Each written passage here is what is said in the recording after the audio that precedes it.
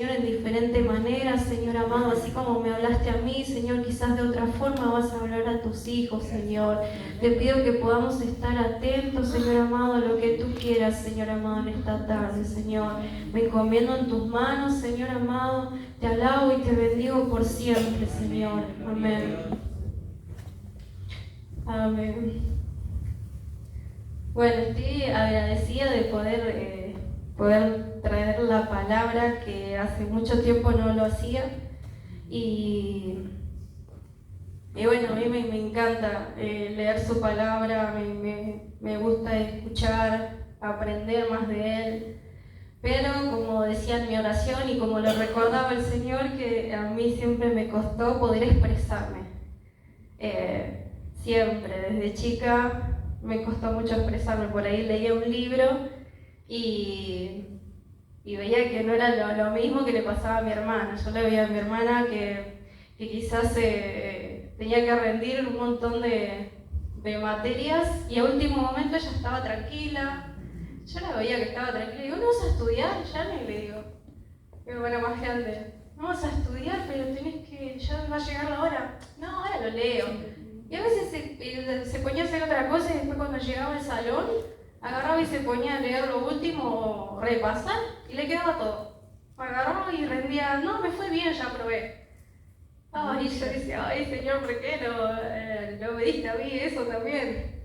Pero a mí no, a mí todo lo contrario. Yo agarraba y me podía pasar toda la noche estudiando, la madrugada, estaba así nerviosa y leía tanto, como que me hacía tantas cosas, apuntes, todo, y después llegaba el momento y se me hacía una laguna y me olvidaba todo y no recordaba por ahí una palabra. Y yo a veces aprendía, estudiaba de memoria, entonces por ahí había una palabrita que me olvidaba y chao, se me olvidaba todo.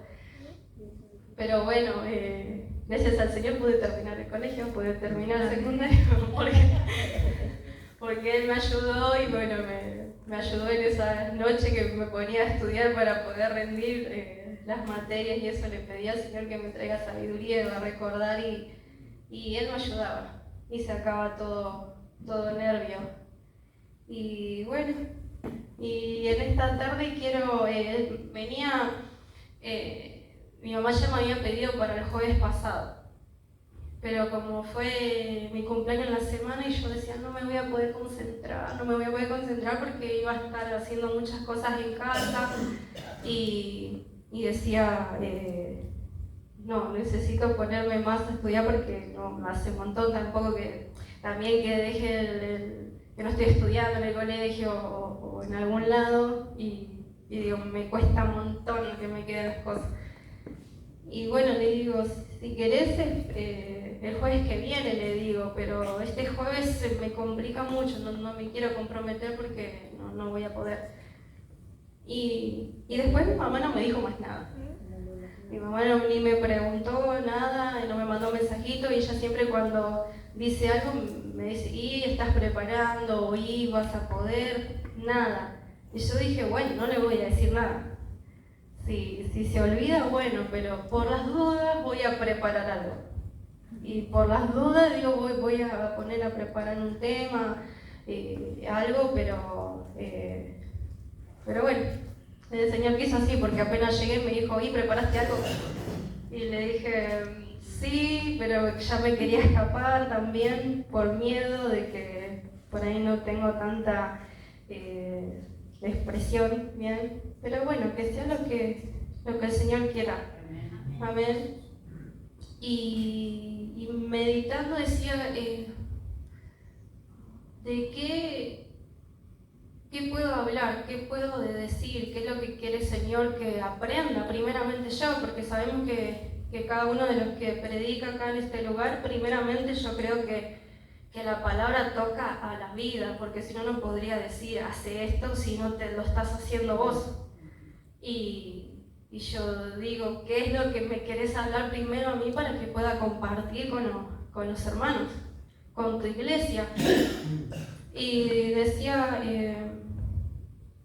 me venía la pregunta, ¿por qué le cuesta tanto a la gente congregar? Me venía esa pregunta.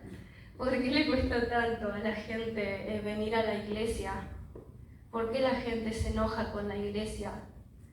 Decía, ¿qué es la iglesia? Papá, ¿qué es la iglesia, Señor, para vos? ¿Qué tan importante es la iglesia para vos, Señor? Y ahí me puse a buscar y encontré muchas cosas. Primero, los significados que le pone a este mundo, a la iglesia, ¿no? La estructura. Me fijaba que, en el hebreo es Kehilá. Se escribe Kehilá. Es medio difícil que significa asamblea, congregación,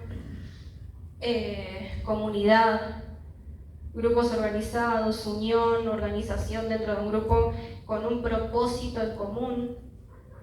Eso es lo que dice, si lo buscamos en un diccionario o en Google aparece eso, de qué es iglesia. Pero yo me preguntaba por qué, ¿no? De la iglesia, por qué muchos dejan y dicen, es como que por ahí muchas personas, yo también quizás en algún tiempo lo he hecho y dejamos de congregar nosotros con Carlos en el tiempo de la pandemia, porque fue obligatorio que todas las iglesias se cerraron y no estaba permitido que se junte mucha gente en un lugar, ¿no es cierto? Y en ese tiempo tuvieron que hacer desde la casa o se grababa y como se podía se compartía la iglesia, pero ya no estaba ese momento de compartir todos juntos, de estar adorando todos juntos. Fue un tiempo muy, muy difícil. Quizás algunas iglesias seguían juntándose, pero un tiempo que no se pudo para nada. Hasta salir te pedían de todo. Y decía, ¿por qué muchas veces la gente se enoja? Y había escuchado una comparación que hacía un chico, ¿no? Un pastor joven. Y decía, muchas veces uno va a un restaurante, ponía un ejemplo así, no hay que comparar la iglesia, pero es como una comparación. Decía, uno va a un restaurante y póngale que come algo, pide algo y se lo traen frío, o no es lo que usted quería, no le gustó, estuvo desabrido o no lo cocinaron bien, y usted dice, no voy a venir más a este restaurante porque me dieron esto horrible, y no va más. Pero quizás le da otra oportunidad a ese restaurante y dice, voy a probar otra comida, voy a pedir otra comida, a ver qué me sirven y le voy a dar otra oportunidad y voy a ir de nuevo. Y capaz que de nuevo le vuelven a dar algo que a usted no le gustó.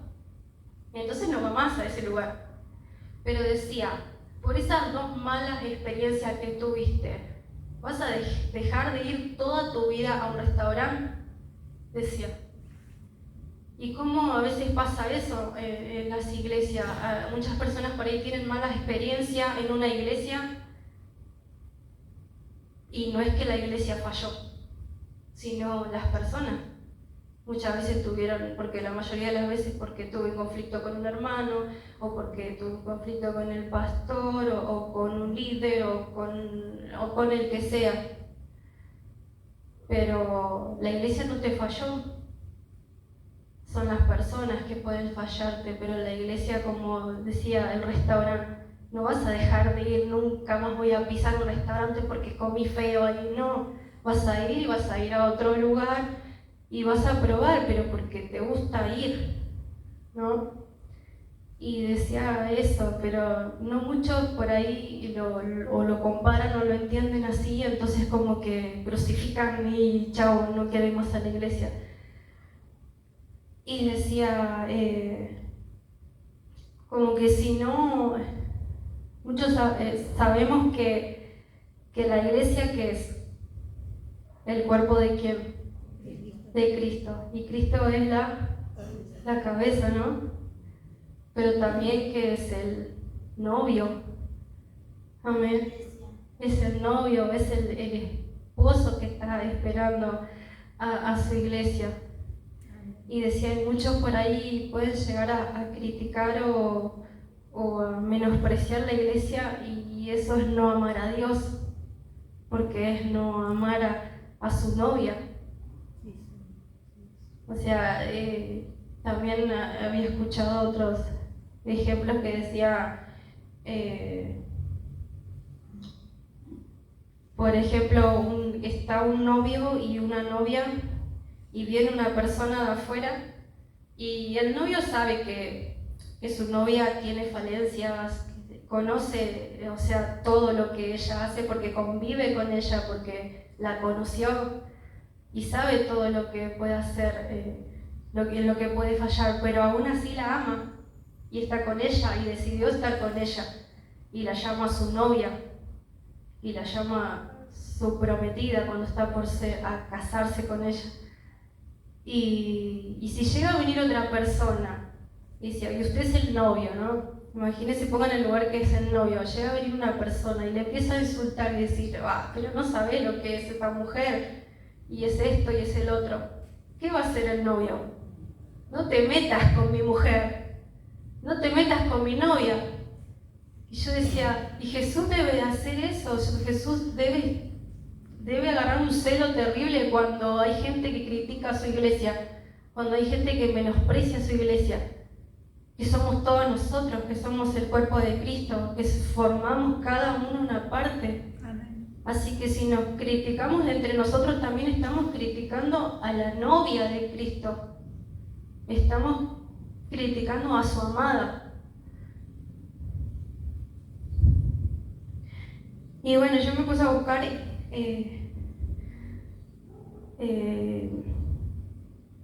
como que muchas veces yo misma o otras personas por ahí comparamos a la iglesia con una empresa, ¿no? Y yo decía, pero ¿qué es lo que se iguala? Y es como que no encontraba similitudes entre ellas, entre sí. Es como muy diferente. Decía, una empresa, su naturaleza y su propósito son muy diferentes. Es una organización comercial, o sea que su principal propósito es el dinero, es lucrar, ¿no? Su principal propósito es tener gente que trabaje para una persona, pero, o sea, el empleado que está trabajando en esa empresa no daría su vida por su jefe o por un compañero, porque no es alguien íntimo, no es un amigo. Y es algo muy diferente que pasa en la iglesia, porque en la iglesia somos un cuerpo y cada uno de nosotros daría su vida por un hermano, por un amigo. Bueno, ya que se dedica a actividades económicas con el fin de generar ingresos y beneficios. Su principal objetivo es la rentabilidad y el crecimiento económico. Y la iglesia no es una institución terrenal, aunque está establecida como una institución terrenal y es una, y como que está sentada acá, ya está desde mucho antes, o sea, Jesús la fundó. Así que, como dice en Mateo 16, 18, si quieren buscamos.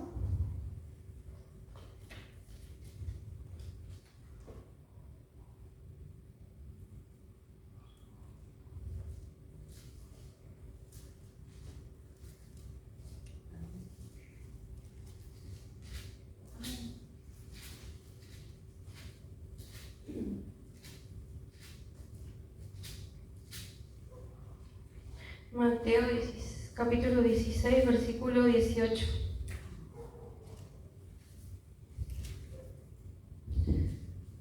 Que dice, y yo también te digo que tú eres Pedro, y sobre esta roca edificaré mi iglesia, y las puertas del Hades no prevalecerán contra ella. O sea, ya desde hace cuánto tiempo que Jesús le dijo, no, a Pedro, sobre esta roca edificaré mi iglesia. Después, bueno, lo que le decía que somos el cuerpo de Cristo está en Colosenses 1, 18. Si quieren lo leemos. Primera de Colosenses. No, así. Primera no. Colosenses 1:18.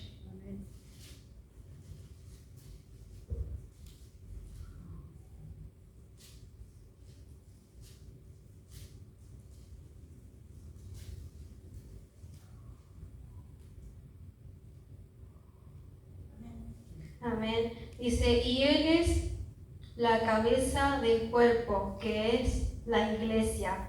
Él es el principio, el primogénito de entre los muertos, para que en todo tenga la preeminencia. Entonces, como decíamos antes, como ya sabían, que Cristo es la cabeza. Amén. Y después en 1 Corintios.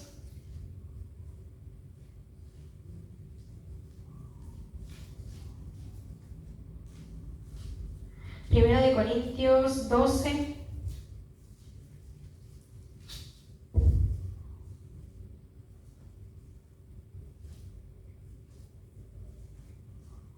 Del 12. Vamos a leer del capítulo 12. Amén. Dice, porque así como el cuerpo es uno y tiene muchos miembros, pero todos los miembros del cuerpo, siendo muchos, son un solo cuerpo, así también Cristo. Porque por un solo espíritu fuimos todos bautizados en un cuerpo, sean judíos, griegos, sean esclavos o libres, y a todos se nos dio a beber de un mismo espíritu. Además, el cuerpo no es un solo miembro, sino muchos.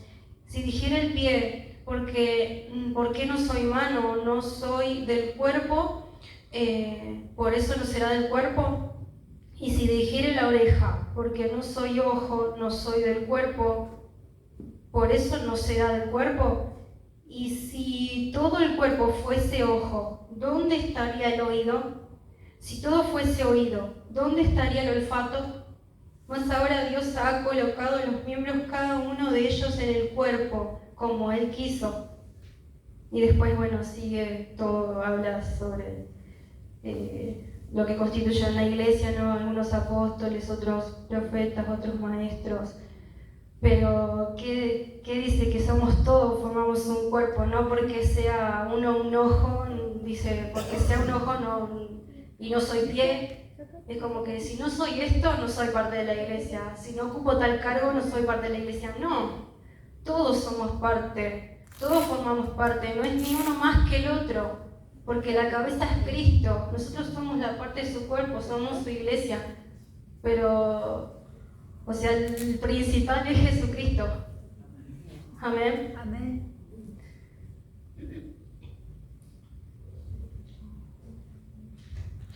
Después, bueno, un dato, estaba buscando iglesia de cuántas veces aparecía en la Biblia y a mí me aparece 105 veces. Así que miren qué importante que se la nombra tanto a la iglesia. Después, en Hechos 9, del 4 al 5, habla de cuando Saulo perseguía a la iglesia. Todos conocen, ¿no? Cuando Cristo lo llama, cuando Cristo se le aparece y se le revela. Y Saulo, ¿qué hacía? Perseguía ¿a quién? A las iglesias, perseguía a los creyentes, ¿no? Y bueno, y todas las atrocidades que hacía con ellos. Pero Cristo no fue y le dijo, Saulo, Saulo, ¿por qué persigues a mi iglesia? No, directamente le dijo, ¿por qué me persigues? O sea, mire cuán importantes somos, que somos suyos. No le dijo, ¿por qué persigues a mi iglesia? ¿Por qué me persigues? Si te metes con ella, te metes conmigo. Así es. Amén. Amén. Después,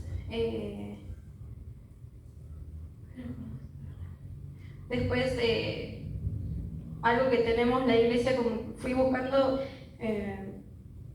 quise buscar todas las partes que decía iglesia, pero eran muchísimas.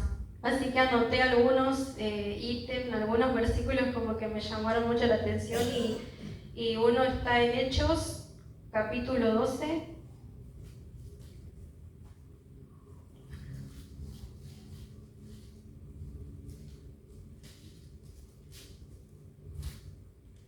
Capítulo 12, versículo 5. Mire qué importante que es la unidad de la iglesia. Dice en el versículo 5 del capítulo 12: así que Pedro estaba custodiado en la cárcel, pero la iglesia hacía sin cesar oración a Dios por él. ¡Wow! Miren cómo es, ¿no? La unidad, que cuando uno está en peligro, está en una situación que por ahí no puede llegar, pero qué importante que es cuando nos unimos todos en oración, ¿no? Cuando unos van y están en peligro, cuando unos hacen, los otros oran. La iglesia se une en oración, arma como ese vallado. Amén. Y bueno, después más adelante dice en el versículo 7, dice: y he aquí que se presentó un ángel del Señor, y una luz resplandeció en la cárcel, y tocando a Pedro en el costado, le despertó diciendo: levántate pronto. Y las cadenas se les cayeron de las manos. ¡Wow! ¡Qué poder!, ¿no?, que tiene la oración de la iglesia. Llegó hasta ahí, Dios mandó un ángel, lo tocó y se cayeron las cadenas. Y estando a distancia. Amén, porque él estaba encerrado. Pero la oración de la iglesia tiene poder. Amén. Y llegó a ese lugar. Amén. Después acá me llamaba también la atención en que la iglesia es parte de los acuerdos que se hacían. En Hechos, ahí estamos cerquita, Hechos 15, versículo 22. Hechos 15, versículo 22, dice: entonces pareció bien a los apóstoles y a los ancianos, con toda la iglesia, elegir de entre ellos varones y enviarlos a Antioquía con Pablo y Bernabé, Judas, que tenía por sobrenombre Barsabás, y así los varones principales entre los hermanos. Miren qué importante también, porque la iglesia formó parte de la decisión que tomaron los apóstoles, los ancianos y la iglesia. Se pusieron de acuerdo y enviaron a las personas. Amén. Amén. O sea que la iglesia, nosotros también somos parte de las personas que se levantan para un ministerio, que se los envían. O sea, tienen que estar de acuerdo los ministros, pero también se ponía de acuerdo en la iglesia. Miren, sí, es como, yo me imaginaba, es como decir, como que el Señor diga así, como que tiene toda la autoridad porque es la cabeza. Pero como el amado que está con su novia le dice: ¿te parece, mi amor, que sea así? Yo me imaginaba eso. Y es como que con todos los grandes se ponía de acuerdo, pero después a la iglesia también le decía, le comunicaba. Como cuando un esposo con su esposa, ¿no? Dice, va a hacer un tratado, algo, un negocio, algo, ¿te parece, amor, que hagamos esto? Y muchas veces por no consultar pasan cosas, pero bueno, por algo el Señor incluía en la iglesia en los acuerdos. Amén. Incluye. Amén. Después también sobre eso, después si quieren notar, en 2 Corintios 8, 19 también hay otra parte que habla sobre eso, de cuando la iglesia también está involucrada en decisiones que se tomaban. Después vamos a ir a Efesios 3:21. Capítulo 3, versículo 21. Es el 2 Corintios 8, 19. Era el otro. Efesios 3:10. Acá yo anoté: la iglesia es conocida por potestades y principados en los lugares celestiales. Amén. Amén. 3:21. Dice: a Él sea la gloria en la iglesia, en Cristo Jesús, por todas las edades, por los siglos de los siglos. Amén. Ah, no, ese no, Efesios 3:10, perdón. Ese era otro. 3:10. Ahí nomás está más arriba.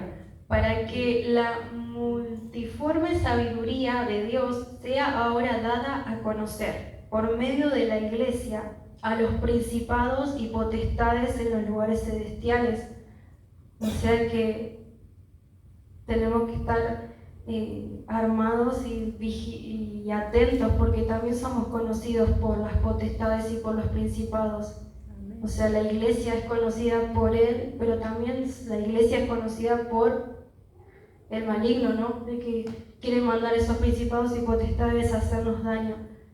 Pero si la iglesia está unida, no prevalecerá todo eso que quiera venir contra nosotros. Amén.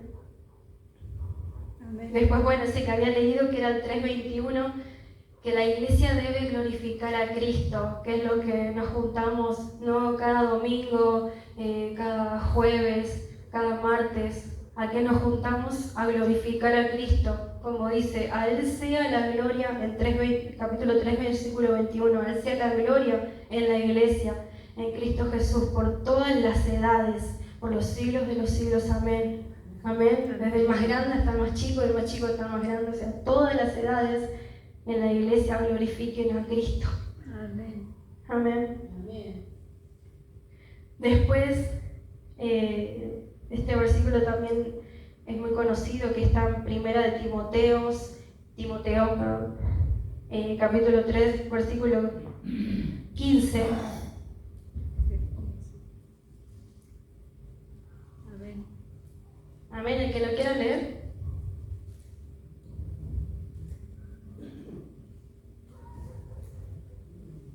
Era Primera de Timoteo, capítulo 3, versículo 15. Para que si tardo, sepas cómo debes conducirte en la casa de Dios, que es la iglesia del Dios viviente, columna y baluarte de la verdad. Amén. ¿Qué es la iglesia? Es la casa de quién? La casa de Dios. Amén. Amén. Columna, baluarte. ¿Qué más? La casa de Dios, la novia. Después, mire, y había escuchado en otro lado que daban un ejemplo y decía cómo Cristo la llamó a la iglesia, su esposa, ¿no? La esposa. No la llamó ni sirvienta, ni empleada, no la llamó socia, ninguno de esos nombres, sino esposa. Wow.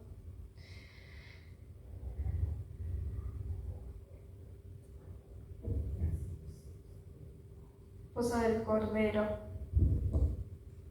Ese, si quiere, también lo leemos, que habla de la esposa, que está en Apocalipsis, capítulo 19, versículo 8.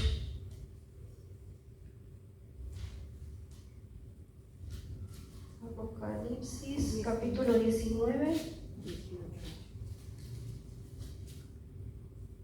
versículo 8. Y a ella se le ha concedido que se vista de lino fino, limpio y resplandeciente, porque el lino fino es las acciones justas de los santos. Gloria a Dios. Amén. Amén. O sea que también dice que somos vestidos con, la iglesia está vestida de ¿qué? De lino fino, limpio y resplandeciente. Y que acá dice que el lino fino son las acciones justas de los santos. Amén. Amén. Y de eso también habla en Efesios capítulo 5.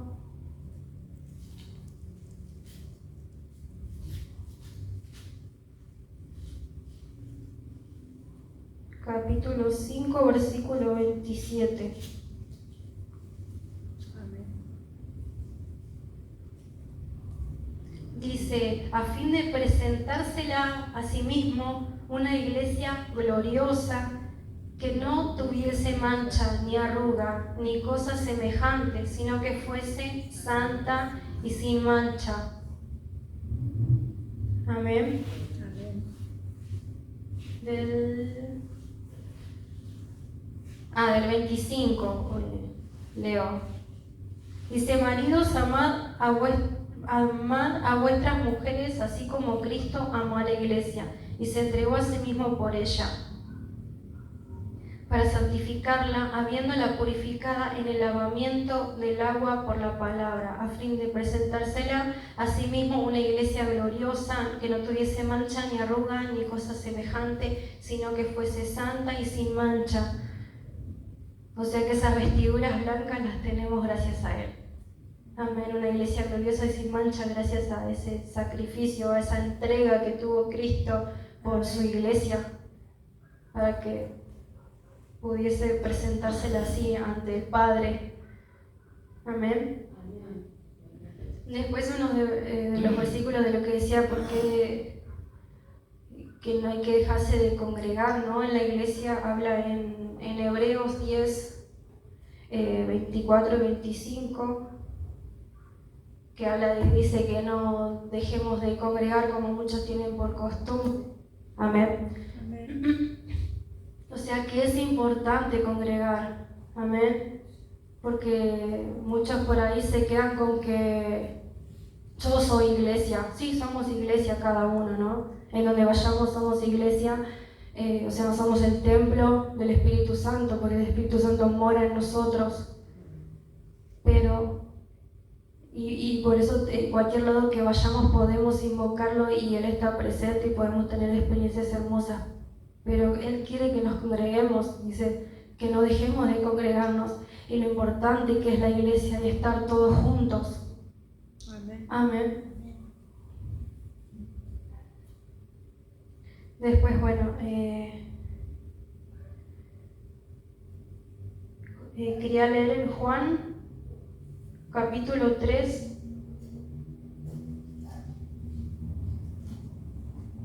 Ya vamos terminando.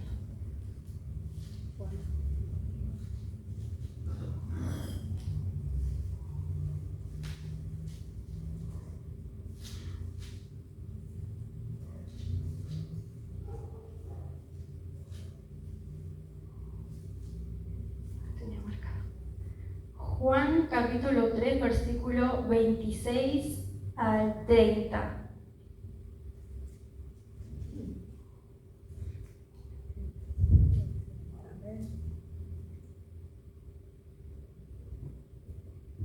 Amén. Dice: y vinieron a Juan y le dijeron: Rabí, mira que el que estaba contigo al otro lado del Jordán, de quien tú diste testimonio, bautiza y todos vienen a él.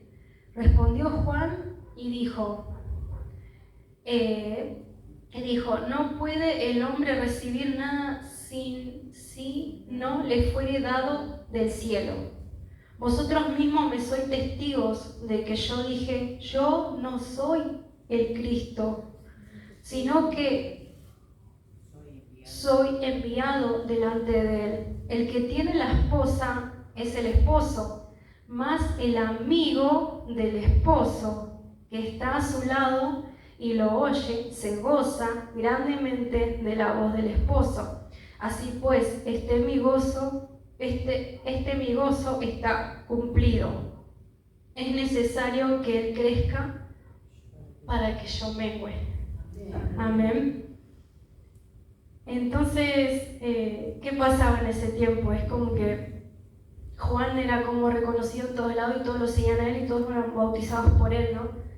Pero vino Cristo y como que le quisieron hacer entrar algo a Juan, no sé, diciéndole, ¿no te das cuenta que estás haciendo esto y lo otro? Y lo que a vos hacías y los seguidores que tenías vos están yendo con él. Es que así tiene que ser. Amén. Ahí estaba Jesús presente, pero ahora en este tiempo tiene que ser así. Tenemos que seguir a Cristo y no a una persona. Amén. No tiene que ser una persona más importante que Cristo. Y él le decía, el que tiene la esposa es el esposo, más el amigo del esposo que está a su lado y le oye. Y yo había leído un poco que decía, ¿por qué él dijo que era el amigo del esposo? Y en ese tiempo sería como una representación del amigo. El amigo del esposo es el que está ahí ayudándolo, amén, ayudándolo a preparar esa boda. El novio eligió a alguien de confianza, a un amigo íntimo para que se encargue de eso, para cuidar a su amada. Y leía que en esos tiempos quizás el esposo tenía que ir antes de casarse, era el tiempo del compromiso, y tenía que preparar la casa para ir a morar con su esposa. Entonces el amigo, por ahí a veces el esposo tenía que viajar a buscar algo para esa casa, y el amigo era el encargado de ir preparando también todo eso para la boda. Era el encargado de cuidarla a su novia, de que no quiera venir a otra cosa y quitársela del novio que está preparando su casa. Y decía, y nosotros somos esas personas, todos los que les servimos tenemos que decir así como lo dijo Juan, que somos el amigo de la novia, ¿no? O sea, como que el más importante es el esposo, el novio. Y bueno, acá había notado algo, que lo que le estaba diciendo, es el encargado de todo el evento de la boda, selección específicamente por el novio, un amigo íntimo de mucha confianza. Bueno, esto ya lo dije, podría durar meses. Durante ese tiempo el novio iba a la casa de su padre y construía un lugar enamorada.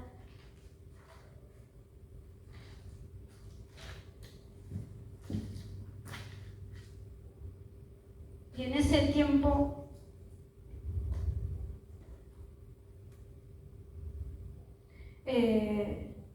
había notado unas características del amigo.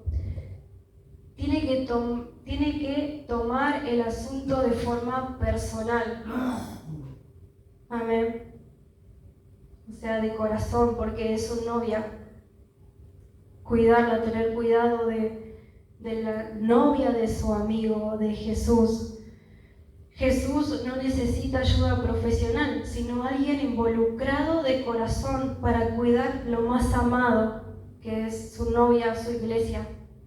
Amén. Amén. Después había notado también el profesional se mueve por intereses.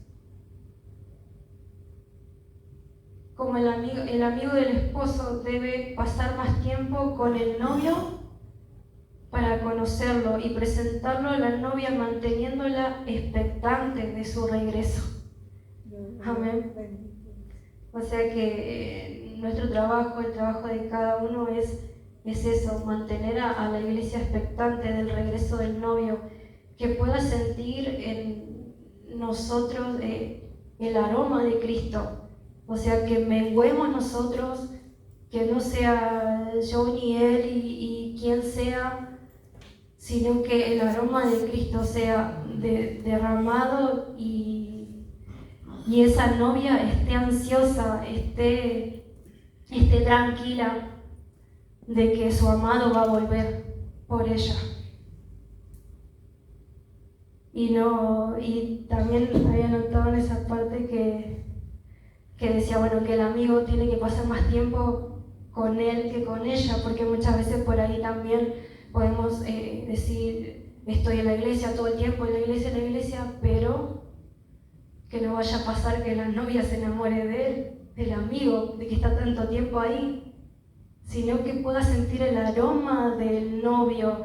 O sea, que podemos pasar más tiempo con el novio, en intimidad, con Cristo, que en la iglesia. Es todo un conjunto. No es que no tengamos que venir a la iglesia así y ocuparnos todo, pero que no seamos el centro de atención, para la iglesia, porque la iglesia se puede confundir y ver primero a ese amigo que al novio verdadero. Así es. Amén. Amén.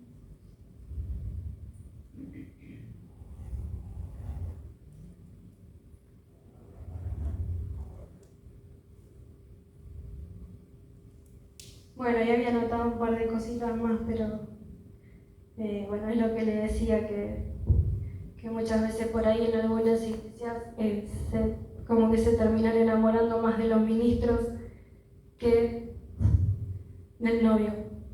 Que nunca pase esto, amén, en nuestra iglesia, amén, que nadie se enamore más del amigo de Jesús, que es el que representa a Jesús, sino que a través de ese amigo podamos enamorarnos cada vez más de Jesús y tengamos más hambre y más sed y más deseo de conocerle, Amén. de conocerle y verlo a través de, amén, de los ministros, de cada uno de nosotros.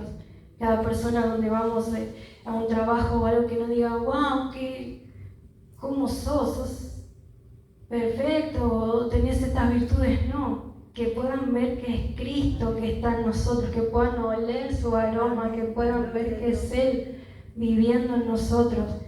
Y ahí digamos, no, yo no soy nada, sino que es Cristo que me está transformando cada día y me ayuda a menguar yo para que Él pueda crecer. Amén.